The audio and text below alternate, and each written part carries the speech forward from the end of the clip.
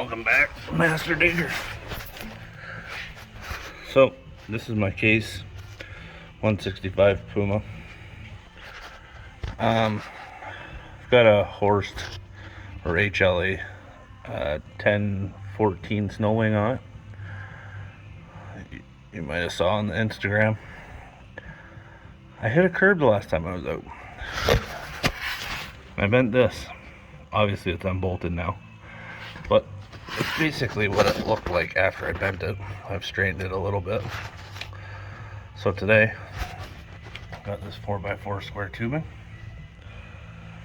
These things are designed, this underbelly mount, all the way back, is designed for a smaller frame size tractor. So I've kind of customized this one to make it work. So this thing, instead of being only like 8 inches there, that part and this part should almost be touching, like maybe 4 or 5 inches kind of thing in between. Give it a lot more strength. But being as this is for a bigger or a smaller size tractor, obviously I have to stretch it out. So today I'm gonna straighten it out. Got this piece of 4x4 square tubing right here. Gonna lift this up, shove the pipe in, clamp it all together, weld here, maybe weld along the seam, weld along the bottom, that piece, the top there, up there, get her all welded up, and maybe plate the top a little bit and maybe the bottom. We'll see what happens. I'm gonna get that piece in and I'll show you what it looks like.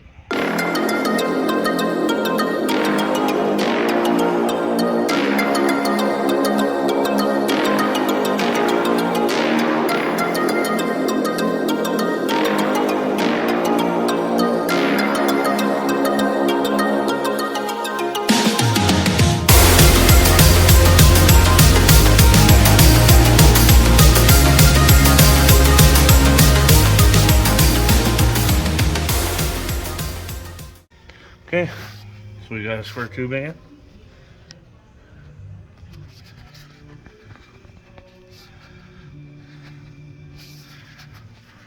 Tack it in there, then just feed the wire at it.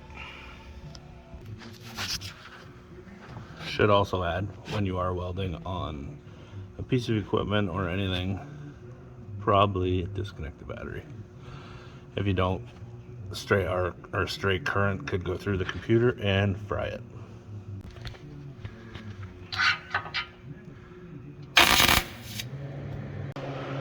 Okay, got a piece welded in here, weld here, put a little bit of weld here, here, and here.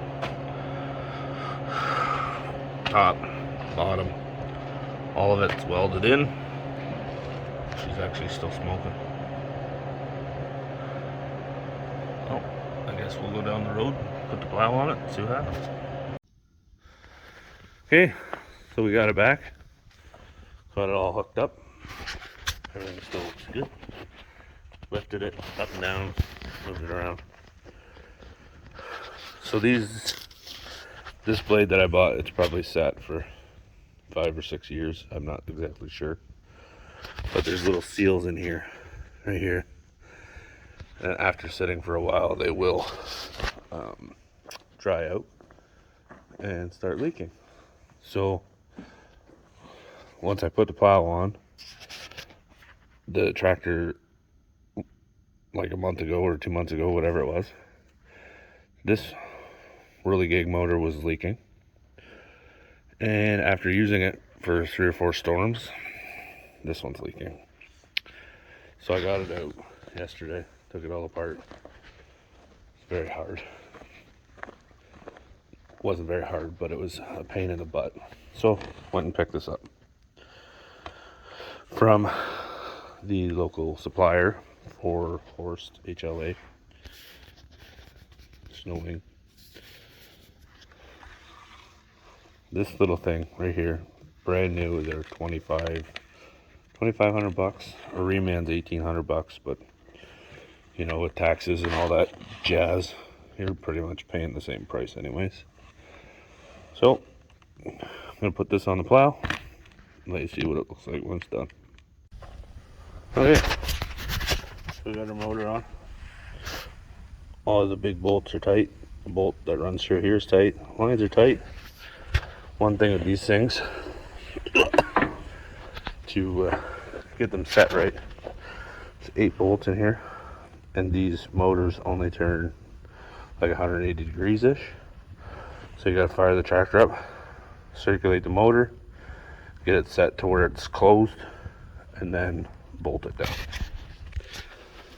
Oh man, cold start on the old 165 here. Thing hasn't been running. I guess it ran yesterday, but it wasn't as cold. Glow plugs going on. I'll warm up. Glow plugs are off. Might cycle them one more time. Yes, my windows are dirty. You know, driving down the highway with salt on it doesn't really help. Glow plugs going again. Whew, she's cold out. Oh, and they're off. Clutch in.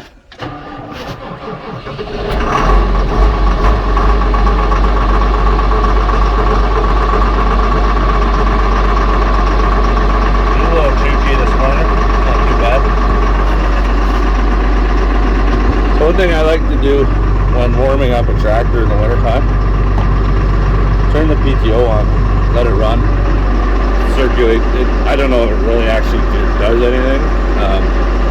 I turn it on so it might end up circulating the hydraulic oil, letting it heat up a little bit.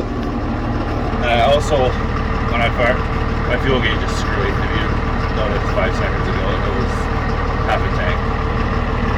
The light will come on in a minute, but whatever. See how it's at 750 RPM there. When it's cold out, let it run for a couple seconds. Bump her up to about 1,000. Just, you know, helps everything warm up. But I'll lift that up, and I got to put all the bolts in that side, and then I'll show you what it looks like when it's done and working, I guess.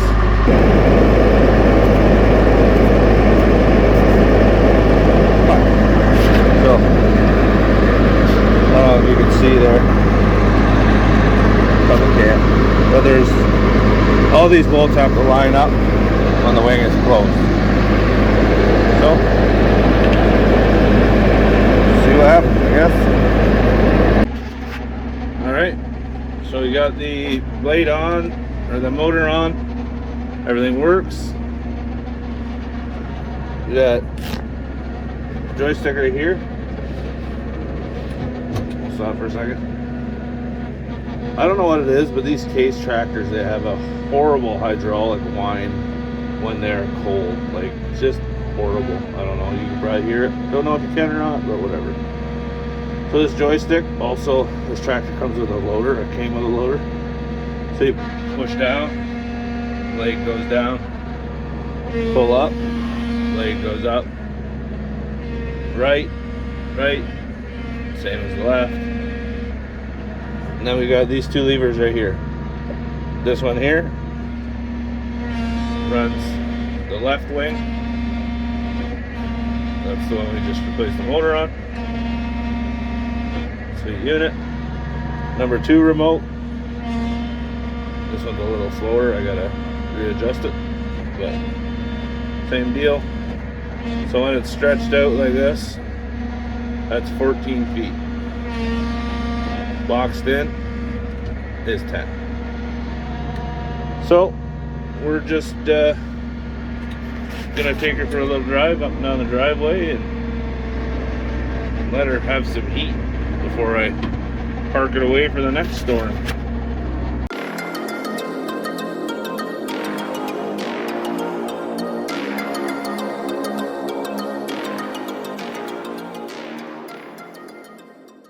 So there's Horst, Metalplast, there's a whole lack of different manufacturers of these blades. idle that down, get rid of that chatter. So I ran a metal press on a skid steer, a Bobcat, and there's arms right here. So with the metal press, instead of having these turning orbitable, I don't know how you say it, motors to run the wings, they have a series of cylinders, one here and then one along the side of the wing, which to me, I'm not sure I like it. But the biggest issue I found, if I had the blade like this, say I was doing some back dragging or something, and then I wanted to turn my blade, if I turn my blade, watch what happens. That wing moves over so it doesn't interfere with the tire. The metal press, I don't believe, unless they've changed it, see how it just, it does it itself.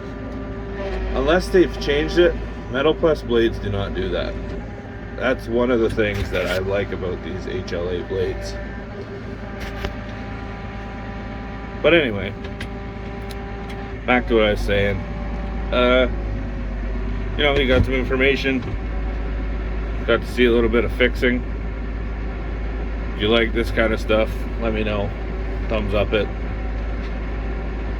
Hopefully we can get back into some digging. Right now it's kind of a slow season as it's winter time and starting to get kind of cold. Well, it is cold. I think this morning was minus 15 or 16, which isn't horrible, but you know, either way, if you like it, hit the like button. If you want to subscribe, see a little bit more action. I'm hoping within the next couple weeks we'll have our dump truck in the shop and I might be able to do a little bit of recording on it. We got a bunch of work to do to it. If you want to see some of that, subscribe. And yeah, I guess we'll see you in the next one.